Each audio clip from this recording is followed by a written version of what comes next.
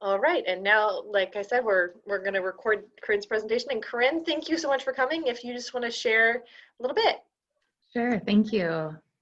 And thank you for inviting me.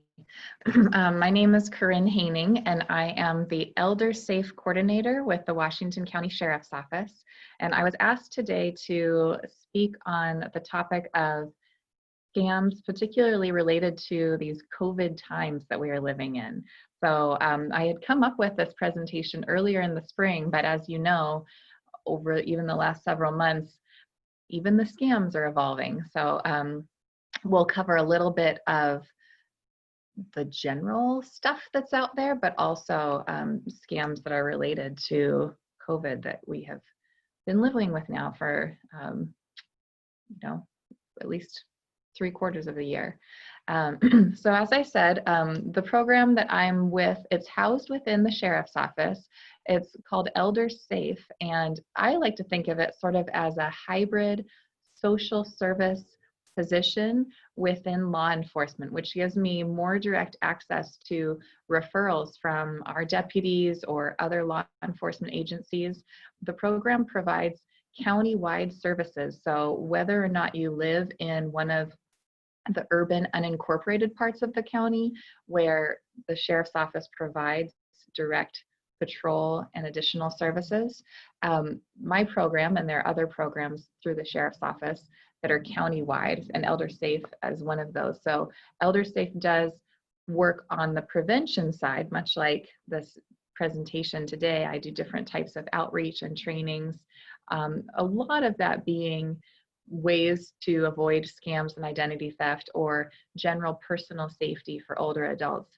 But a big portion of what our program does is really focusing on crime victim services for older adults and helping to connect older adults throughout Washington County that may find themselves either a target of a crime or a victim of a crime to be connected with, whether it's the district attorney's office, adult protective services, disability aging and veteran services, any of the different county or amazing community partner agencies that we have here accessible to us, making sure to kind of help provide those warm handoffs and make sure that people are connecting to the resources that are out there. And then another little piece that is sort of under the umbrella of what I do, the Sheriff's Office offers 2 programs for people who are at risk of wandering. So I think that they are kind of coupled into my position because many people with dementia have that as one of their symptoms, that they are at risk of wandering and then become more vulnerable in that aspect. But those 2 programs are actually not age specific. So although they fall kind of under the Elder Safe role, we have children on each of the programs as young as 4 or 5 with, who may be on the autism spectrum. So I won't spend a lot of time talking about either of those programs today, but if you have any questions at the end, I'm happy to answer anything about Elder Safe or those 2 programs. So if you saw my presentation last year, I helped to speak at the Elder Abuse Forum that the Beaverton Committee on Aging hosted at the LC Stir Center last fall. And so there may be a little bit of refresher, but most of this is new content. And I just wanted to start off by highlighting, because I'll tie this into the kind of what the scammers are doing and how they weave it into these COVID scams. But this is kind of a framework or some signs to watch out for that Attorney General Ellen Rosenblum's office has come up with. And there's a handout or a PDF that I have emailed to Carly that she may be passing along to participants today. And so it's 6 signs that it's a scam. So each of these, rather than trying to always stay up to date on the latest scams that are out there, we just try to give people the information of how you can recognize when something might be a scam. I apologize. I think the garbage truck is now leaving if you heard any of that background noise. So just really briefly, 6 signs that you may be cluing into, or there may be a scam either on the other end of the line or through an email. If it's something out of the blue, so like I think Carly mentioned that her mother-in-law's computer had been tapped into or accessed, and that was partly how this person was convincing her mother-in-law to go buy a gift card. If someone reaches out to you and says, hey, your computer's broken, this is Apple or this is Microsoft, this is Dell, and your computer is broken, but your computer seems to be working fine to you, that is an automatic red flag that it's a scam. Any type of person that is claiming to have an urgent issue or emergency that you need to act on in the moment, and you can't take any time to get off the phone and think about it, or to speak with a spouse or another person that you trust, that's a red flag. If they're really putting pressure on the urgency of the situation. And obviously, anyone that's asking for any type of personal information is an automatic red flag. Again, another huge red flag is anytime you are being asked to wire money for anything, because once money has been wired, it's not traceable, it's not refundable, it's just gone. So that's why scammers like to use that method so much. But any reference or any mention of wiring money should be an automatic red flag. Hang up the phone, delete the email, just cut off that point of contact. Any scammer that is, or any person that's claiming that you need to keep something a secret is an automatic red flag. You should be able to discuss purchases or things that you are considering with another, again, person that you trust or loved one, without needing to think that this person, either through email or over the phone, that's claiming to have a secret, that they deserve your trust more than someone who you know and have seen face to face. In fact, as I'm speaking, I'm remembering that last year at that elder abuse forum, someone came up to me afterwards with an email that she had printed off to bring to show me. And maybe some of you have seen or received an email like this, but it talks about the claim in the email was that this person had found lewd photos or lewd videos of this woman through her computer, and they were claiming to threaten to post these photos and post these videos on the internet unless she paid them money. And on the one hand, she knew that it couldn't be true because she knew that there was nothing like that existed of her on her computer, but just that idea was so unsettling and so unnerving to her that as she showed me the email, she nearly had tears in her eyes. So, again, if there's anything like that, don't make any rash decisions. It's okay to show law enforcement or to report, to show a trusted individual. People in law enforcement have seen everything and heard everything, so there's nothing that we are embarrassed by.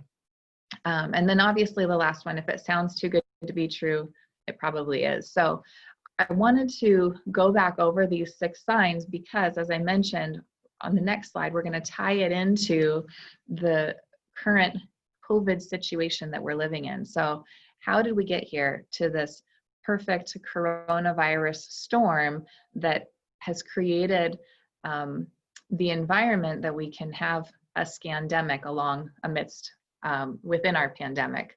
So scammers have perfected their scam framework. Basically, any type of event that emerges, scammers have, it's kind of like they have their cookie cutter outline or framework for how they can overlay different types of scams. So with those 6 red flags that I just highlighted, once COVID really became an issue in our country and in our community, scammers were able to,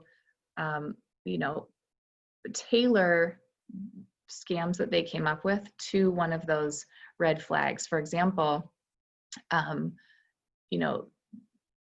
when in the spring, when there was an economic stimulus payment coming, and they were saying, oh, if you just pay a little bit of money, you'll get it faster. So, you know, that either the urgency of paying some money to release those economic stimulus funds to you sooner, or you know, it kind of sounding too good to be true. Sometimes when we're feeling in a more vulnerable situation, whether because of fear or whether because of our economic status, you know, a lot of people have been laid off in recent months, that vulnerability causes us to want to believe even more that something that's too good to be true may be true. So again, with older adults being targeted because of accessibility, just coming from a generation that was able to be more trusting. You know, a person's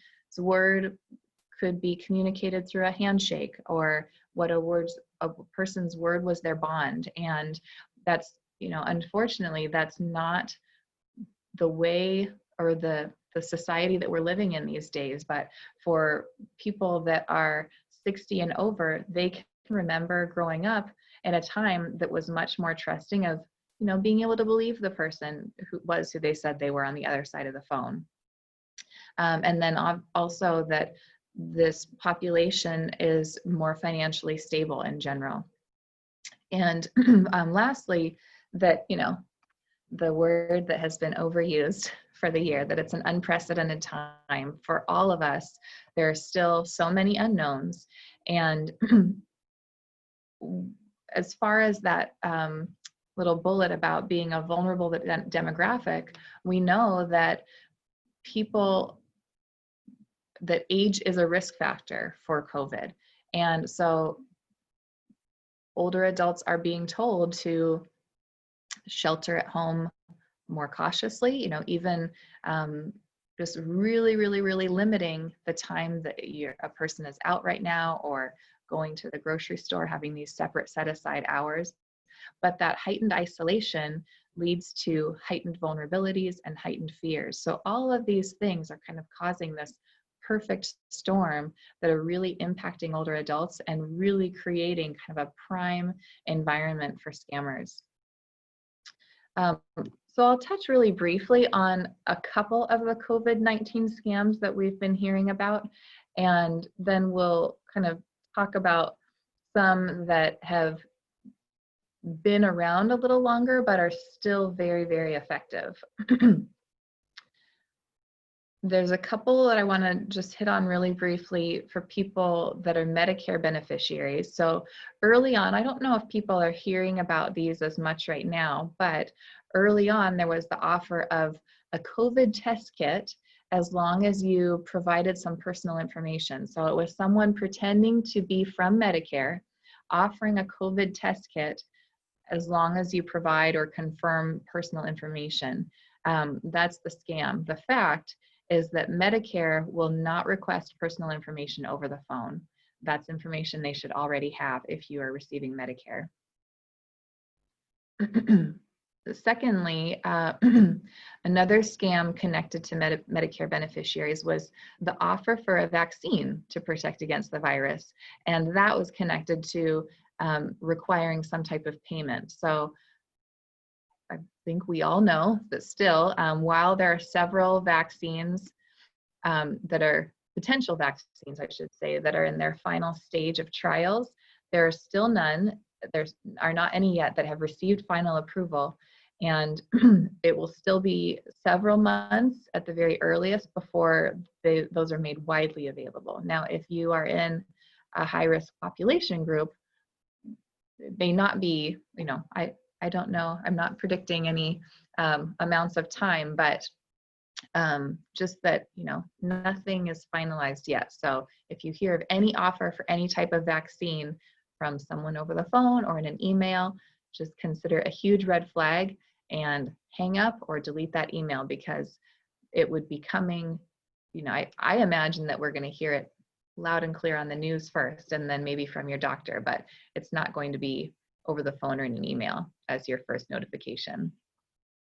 I left this slide in here regarding scams around economic impact payments or stimulus funds, because although we were seeing this in the spring when the first round of stimulus funds passed, it's possible that, you know, there may yet be another one passed by Congress in the next couple of months. So I thought I would include it just to help remind everyone that one of the scams that we were seeing is that the government is, as I mentioned, the government is contacting you to pay a small amount of fees up front to have your stimulus money released faster or earlier. But the fact is that there's no extra payment needed on your part. It will be a direct deposit in many cases, almost all cases. And my understanding is that for older adults, they use the same method as depositing Social Security checks. So there's no further action needed on your part. Charity scams. This one we saw a little bit more, I think, at the beginning as, you know, the unemployment numbers were spiking. There was increased demand on food banks and, you know, people who in many cases were seeking assistance for the first time, just putting a stress on resources that had existed, but not to the level that our nonprofits and services, you know, had experienced in such a dramatic increase so suddenly in the spring. But I included this again because we're entering the holiday season. It's a time that people are in the spirit of giving and considering different charities that they might donate to.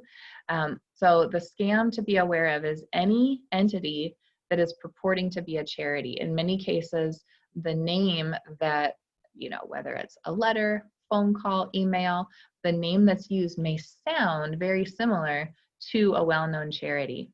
So I'm not trying to discourage you from giving. I think that's, you know, if that's something that you value or that you choose to do, I fully support it.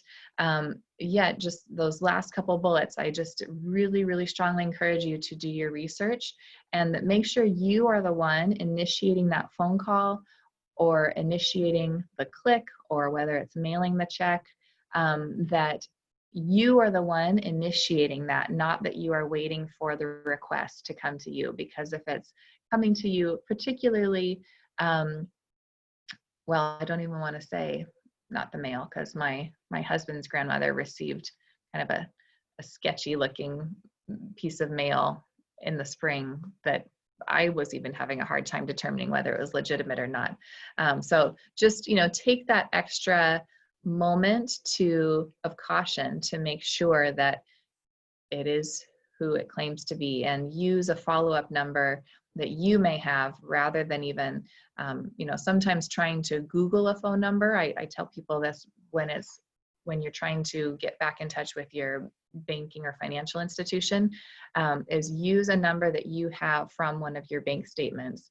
Use a number that you have if you've donated to this charity before, rather than relying on what was in, you know, an email or a voicemail that was left, because that's kind of how it's easier for scammers to get in. Take a sip.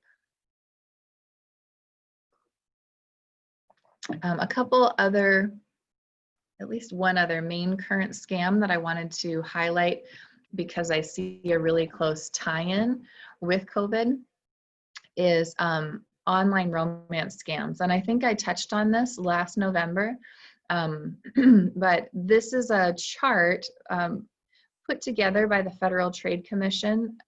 I found it in an article that Yahoo reported on, but it just shows, if you can kind of see, I know it's lightly colored, but the gray sort of steps in the background show on the left-hand side, it's the number of reports of romance scams between 2015 and 2018. So in that 3 to 4 year period, the number of reports coming in about online romance scams has more than doubled, and the amount of loss was an increase of 4-fold. So in 2015, the amount of loss, financial loss, was 33 million, and that skyrocketed up to 143 million in 2018. And in my role at the Sheriff's Office, I've been in this position for about 2 years, and I've probably worked with close to 10 people just within Washington County who have given money to online romance scammers to the tune of over $100,000 each individual. So I've worked with more than 10 people who are victims of online romance scams, but at least 10 people in our county alone who have ended up losing personally at least over $100,000. And it's very, very slow, very, very subtle, incremental, small incremental amounts that are being asked to be wired. And I'll go into that a little bit more, but just as a caution that, you know, you might hear that and think, oh my gosh, who are these people? I would never do that. Or I don't even have that kind of money. I'm too cheap. But, you know, once it's possible that you may know a friend that this has happened to, and they are too ashamed to discuss it. It's much more rampant and common than what is reported and what we even know about. Oh, my picture didn't appear. Let's see. There it is. Let's see if I can, it looks like I need to get back. Oh, okay, I'm gonna keep that on there just so you can see John. Don't look at the next slide.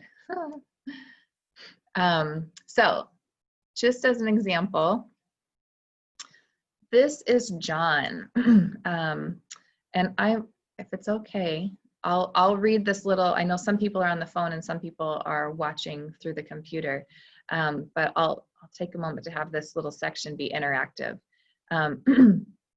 So meet John. This says, hi, my name is John. I'm a US vet and retired lawyer, a widower with 2 grown children and expecting my first grandchild. I find myself very lonely these days and looking for friendship. I'm well educated and enjoy reading, card games, music, supporting local charities, and a good glass of wine. So I want to take a moment before I move on, just to hear from people. When you look at this picture and hear this description, what are some things that you think about John, or what are some inferences that you make just based on his picture and his self-description, his profile? Feel free to unmute yourself and jump in, or you can type it in the chat box. I mean, John seems like the ideal catch, right? Totally. Handsome, smart. He seems to have his life well together. Yep. There was even an exclamation point about his first grandchild. So he's a family man. Yeah. And he's got all his bases covered. The family, the charities, educated, what he likes to do. Right. Why is he lonely? Like you said, just such a great catch. All right, so let's see if the next slide. This is another John. Oh, go ahead, John. How do we even know that that's him? Aha. Thank you. Thank you for pointing that out. It can be so easy to just assume that how a person presents online is what they are, especially when it's a good-looking guy. It's information that agrees with our own preferences. I mean, it like I think it was Jamie said, it looks like the perfect package, and so it's more easy for us to just receive that information and accept it as truth. But I will now see if I can. It'll show the next slide. Oh, there it is. There's the big version. So this is John. The real John called it. John Donald Cody of Cleveland, Ohio, was sentenced to 28 years in prison for operating a veterans charity scam. raising more than $100 million. He was actually arrested in Portland, Oregon, with almost $1 million in cash. And this person in the picture is a Harvard-trained lawyer who was wanted by the FBI for more than 23 years.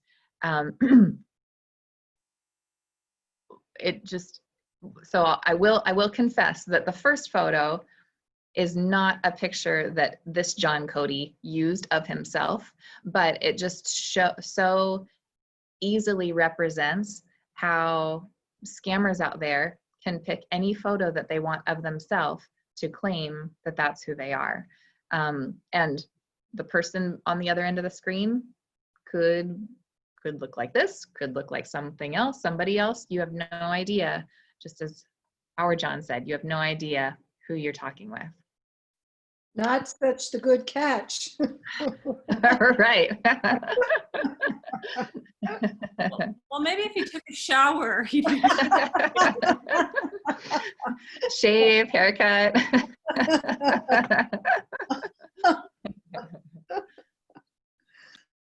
All right, and just to kind of take it a step further, I don't remember last fall when I spoke at the forum. I don't remember how much of this I shared, so again, it might be repeat for some of you. But this is Judy, and Judy lives in North Plains. She, you'll see the third bullet here, she has shared her story with K2, so after this or sometime if you want to Google words with frauds or K2 words with frauds, you can find the little segment of her sharing her story. I think she shared it right after we had the forum. I think the forum was early November, and she gave her segment with K2 at the end of November last year. But I'll try to keep it brief. Part of Judy's story is that she really likes to play Words with Friends online, which is kind of like a version of Scrabble online. And when you're playing Words with Friends, you can either play it with people that you know, or you can play it with anonymous people that just happen to be online at the same time playing that app. So she had always just, played with relatives, friends, but people can, send you messages or requests to say, hey, do you want to start a game? So somebody did, and this one time she thought, yeah, sure, why not? And so they started, just building words like you do in Scrabble, but with Words with Friends, there's also this, just like with Zoom, there's this chat box on the side. So the person that had initiated the game just, started making small talk like, how's it going? What's your name?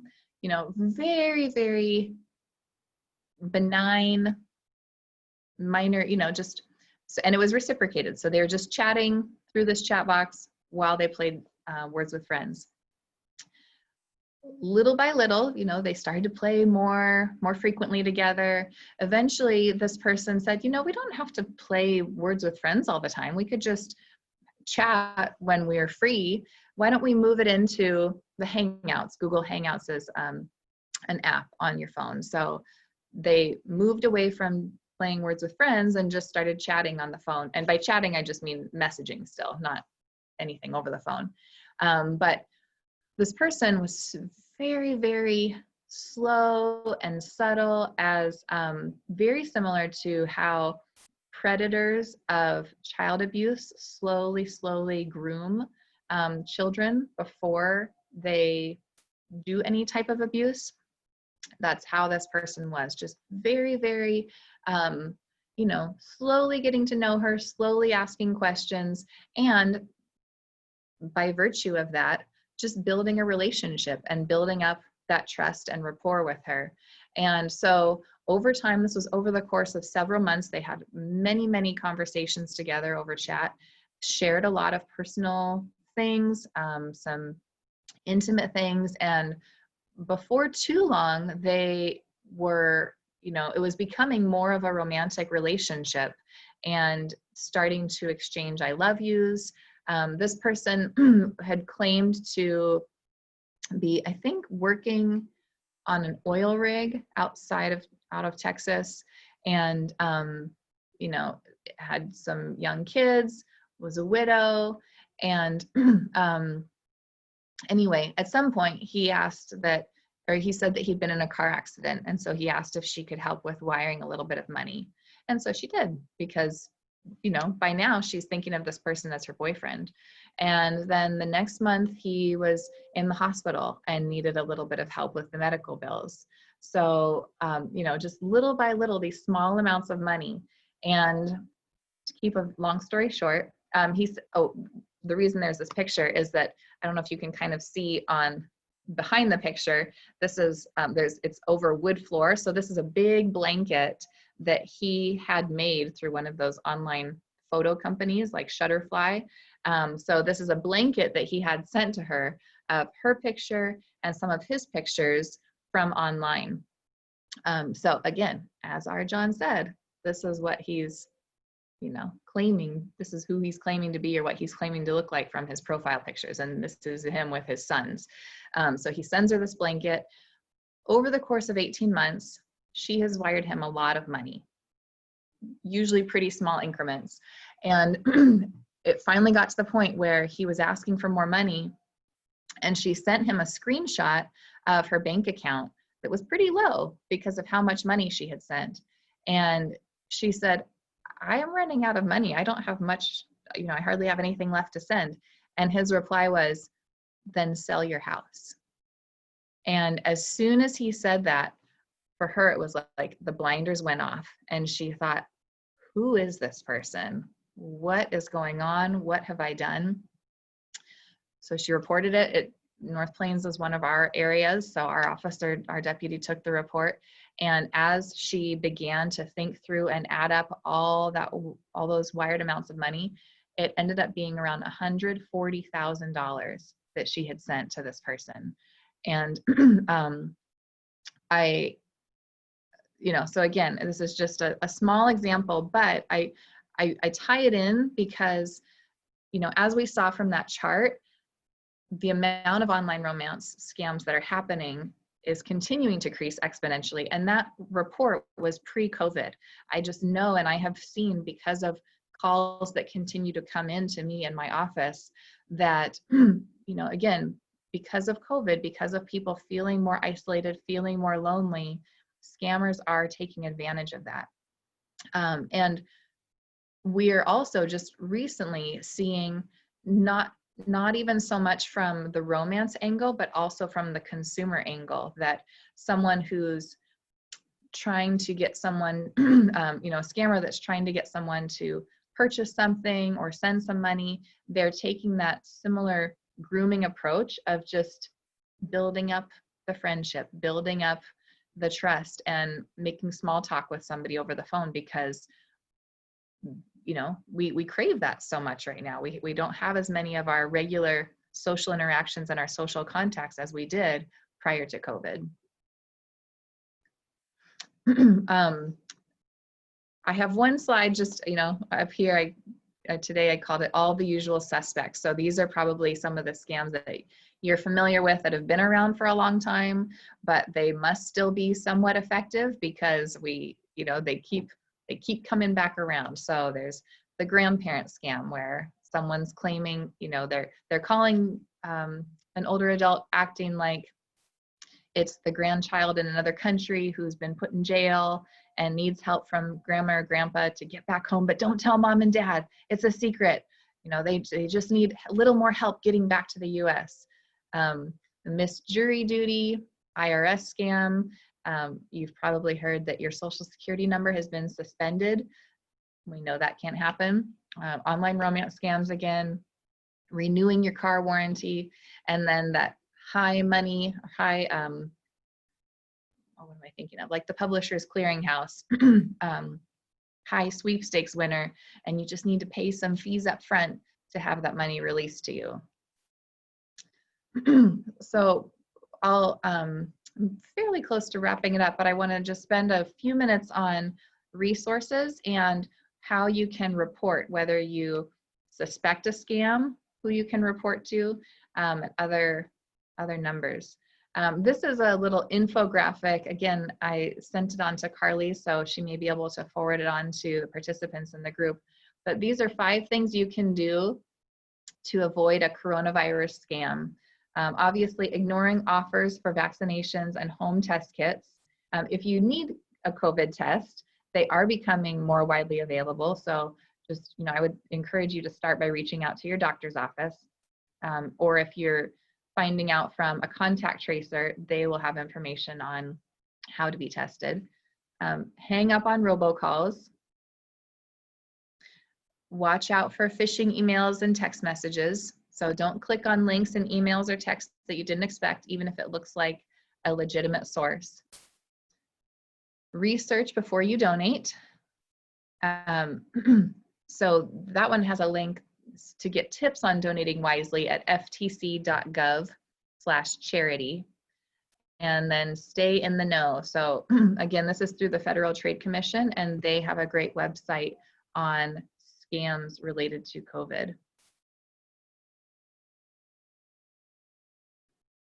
These are a few websites, again, for more information.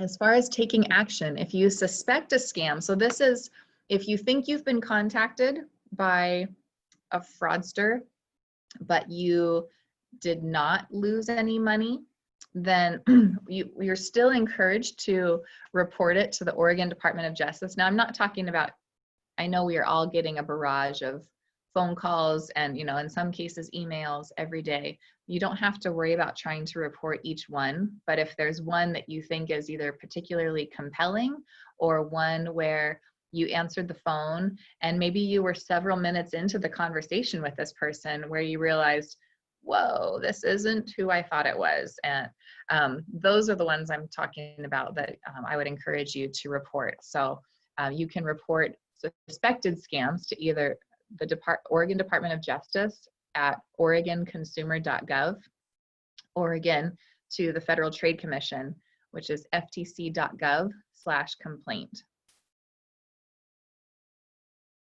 If you are the victim of a scam and you have lost money or a victim in some other way, and you live within Washington County, we strongly encourage you to report that and call the Washington County non-emergency dispatch. So that number is countywide, and it will collect you to the law enforcement agency that's the jurisdiction where you live. And lastly, you can sign up. This again is through the Attorney General's office at oregonconsumer.gov. There's a scam alert network. So they are often sending out some of the latest scams or things to be aware of that they're seeing come down the pipe. All right, and with that, I am happy to start taking any questions. Thanks so much, Corrine. I really appreciate that. I'll go ahead and stop our recording. Really appreciate all that information. And for folks who are interested in receiving Corrine's information, the stuff she mentioned, I'm going to put my email in the chat if you don't have it already, and then you can let me know and I'll forward that on to our committee as well as any of the guests who've come today. So I'm going to hit stop here and then we'll move into the Q&A. I'm going to stop that recording.